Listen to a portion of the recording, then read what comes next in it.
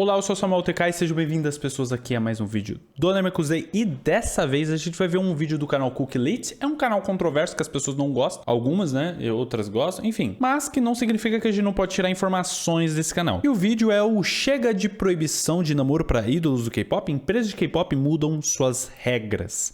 Vamos entender basicamente o que é esse vídeo. Dating is a very touchy topic when it comes to the K-pop industry. While in the West, artists openly date and sometimes even do it as PR stunts, the K-pop industry has different norms. Since fan service is a long-standing tradition in K-pop, idols and celebrities are marketed as fantasies rather than people, encouraging fans to form emotional connections with them. This can lead to an unspoken expectation that idols give up any chance of a private life for their... Isso é o K-pop, mano. É dura a realidade, né? Mas o K-pop foi moldado dessa forma. A gente exige uma humanização, mas infelizmente o ponto dos idols, e até mesmo esse nome, idol, foi porque a gente desumanizou eles. O início é por causa disso, a gente desumanizou eles. O princípio disso veio lá da SM, depois que teve um problema com um dos primeiros artistas lá, que aí o Suman falou, vamos fazer um negócio diferente, vamos garantir que eles não falhem, né? Que eles não tenham falhas. E aí criou-se essa cultura dentro do K-pop. Mas não significa que não tenha como achar um meio termo disso. Criar essa ideia desse tipo de ídolo, não no sentido próprio da palavra, porque eu ainda acho errado a gente idolatrar pessoas, mas esse ícone, criar esse ícone idol dentro de uma indústria, eu acho que ainda dá pra fazer com um meio termo saudável, que não precisa desumanizar essas pessoas, né? Porque eu não acho saudável pra nenhum ser humano, até quem consome eles, mano. Career and fans, and that includes dating. This is mostly done so the idols can maintain the image of being accessible to their fans and their fans only. So companies have been enforcing dating bans against them since the dawn of time to avoid any rumors about their romantic lives, or at least so we thought. But recently, numerous idols came out to debunk the so-called dating ban. It's been long rumored that entertainment companies don't actually stop their idols from dating anyone, but have just said so because it would be easier to sell the fantasy to desperate fans. However, the big three companies have proved otherwise over the years. When it comes to YG Entertainment, they have been adamant about keeping their male and female trainees separate from each other to avoid any chance of contact between them for a while now. Jisoo from Blackpink once revealed that they even have different meal times to prevent any contact between female and male trainees. And if the male trainees haven't finished eating, the manager goes to great lengths and covers them up so they can stop female trainees from looking at them. When Bobby from iKON appeared on Radio Star, he revealed that despite practicing and debuting around the same time, there's a notable lack of closeness between iKON and Blackpink. During the time they were under the same company, they were forbidden from communicating or spending time together except for occasional interactions in commercials or when working on songs. Blackpink had also revealed that they could never meet with other YG groups, and even if they had the chance to, they couldn't greet them. Looking back on how much Big Bang and 2NE1 used to interact and show their friendship, it's crazy that the company got so strict when it came to interactions between their trainees and idols. As for JYP Entertainment, they were pretty open about the fact that they didn't let their trainees or idols date. According to the founder of the company, Park Jin-young, this policy stemmed from his personal experience. On an episode of Life Bar, JYP shared that at the beginning of his career, he had revealed that he was dating someone. Even though dating wasn't as taboo back then, artists, especially the ones who had just debuted, steered away from talking about their love lives. So when JYP revealed his then relationship, his popularity took a bit of a hit. He also talked about the hard time he faced. As pessoas vão zoar ele, né, falando sobre... Eles vão ser maldosos. Vocês que zoarem o JYP, vocês vão ser maldosos, beleza? Se o cara tá falando que dropou a popularidade porque ele tava namorando, dropou, cara. Deixa ele, não fala dele, parou. Tu tá sendo canalha.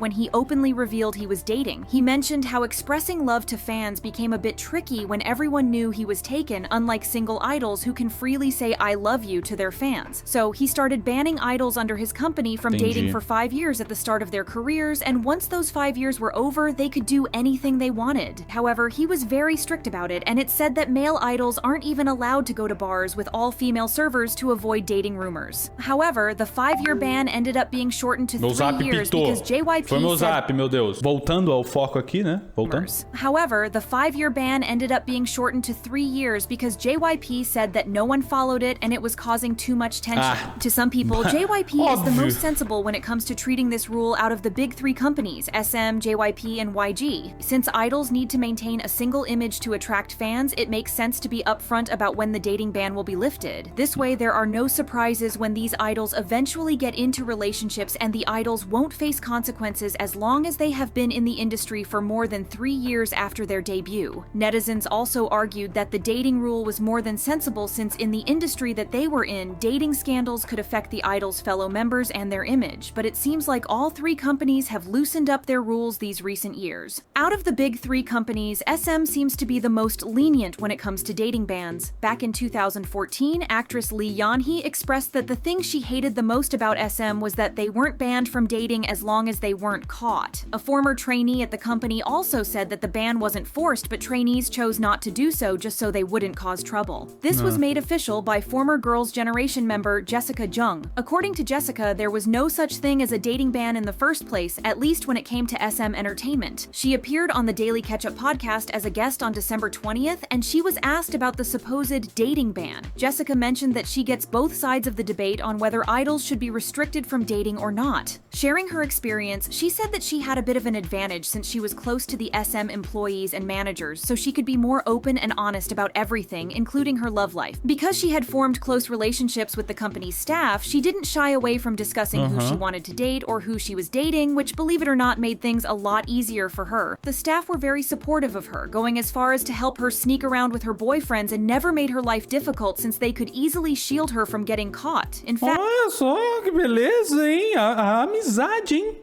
Jessica argued that letting the company know about who you're dating makes it easier for them to handle the situation if things were to go wrong. However, if idols kept their relationships a secret or caused issues, it became harder for the company to intervene and provide support if the relationship was exposed or there were any controversies surrounding the person the idol was dating. An example É o famoso se vira aí, né, irmão? Se vira aí.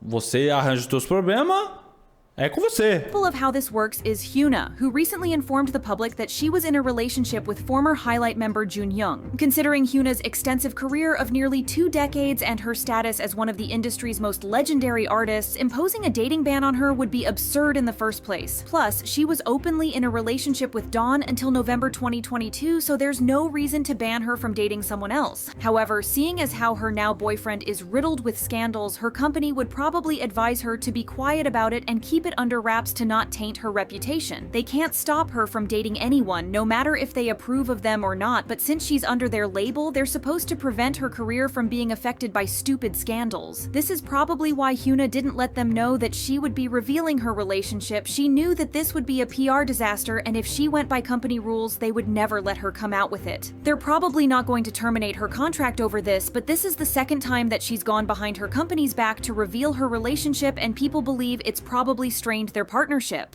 As for YG, the fans have been joking about how the company has had so many scandals these recent years that dating controversies are the least of their Os artistas estão... Família? Vamos com calma.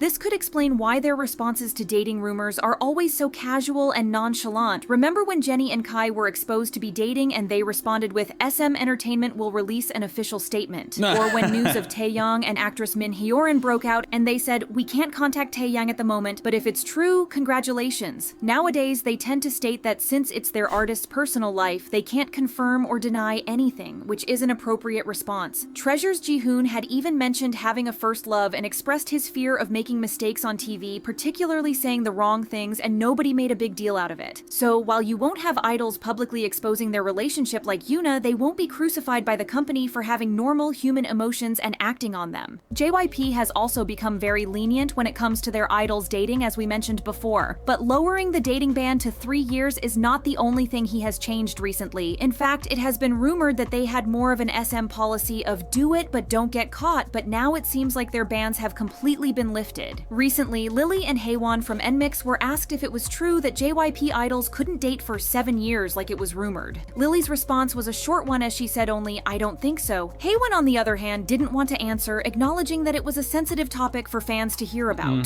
This has led people to think that the idols are either more open about the fact that the ban is not as strict as everyone thought, or that the ban has been completely lifted. It does make sense that companies aren't as strict about dating as they... Talvez não seja tão preocupante mais para as empresas, porque o K-pop já cresceu numa escala mundial em que as pessoas podem criticar quem for crucificar os idols por namorarem, né? Que já é uma coisa ridícula, né? Então acho que as coisas melhoraram nesse sentido.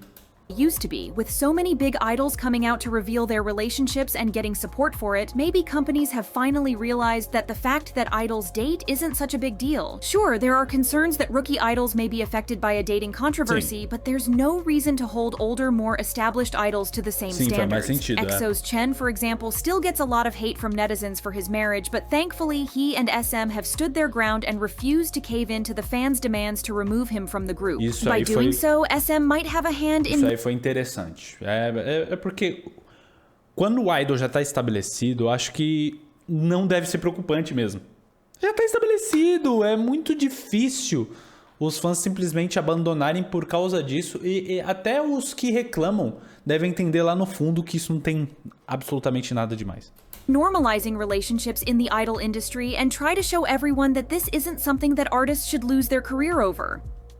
No geral, achei um vídeo interessante. Achei ruim, não. Pelo que deu a entender ali, não são notícias novas. São notícias que já circularam. A equipe aí desse canal resolveu fazer o vídeo. Mas é um tópico interessante de discutir. Porque eu acho que já chegamos num ponto do K-pop que isso não deve ser mais a preocupação absurda de uma empresa. Principalmente uma empresa que tem um grupo consolidado.